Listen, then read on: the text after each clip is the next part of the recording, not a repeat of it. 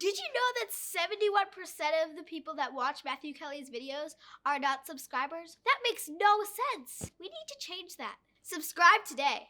Hit that subscribe button, smash that like button, and turn on those notifications so you never miss out on another great video ever again. In our journey with the saints, today we come across Doubting Thomas, as he is traditionally known. There's two great lessons here for us. There's hundreds of lessons in each of the lives of the saints when we really dig into them.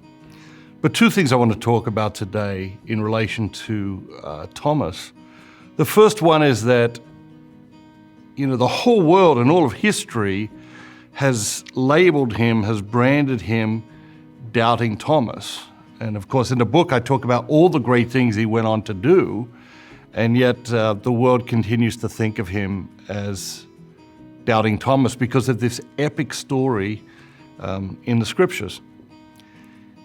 I think there's a great lesson there for us because the world sees us one way, but God sees us as we really are. And I think it's important for us to tie into that second vision more often than perhaps we do. Too often we are concerned about what the world thinks of us, but not concerned about what God thinks of us. Too often we are obsessed with how the world sees us when we should be thinking much more about how God sees us. And I think that's one of the great lessons that Thomas teaches us. The second is around doubts. We all have doubts. If you didn't have doubts, it would be certain, and if it's certain, well, it's not faith. And so faith and doubts go together. And often great faith and great doubts go together. We read in many of the lives of the saints, they had enormous doubts. They had periods in their life where they questioned even the very existence of God.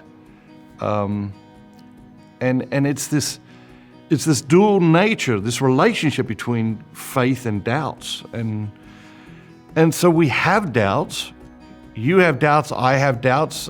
They pop up at different times in our lives. The question is, how do we think about them? How do we approach them? How do we deal with them? I think it is common for us to be defensive, or for us to feel bad about having doubts. And that isn't how God wants us to feel about our doubts. Our doubts are invitations to new places spiritually.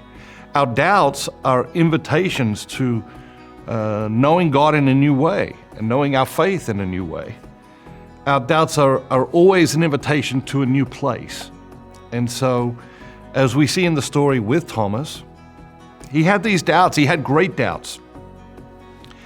But his great doubts led him to an incredibly new place in his journey.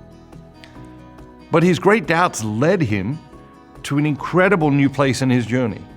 And ultimately, his great doubts led him to greater faith than ever before and allowed God to send him out on an incredible mission.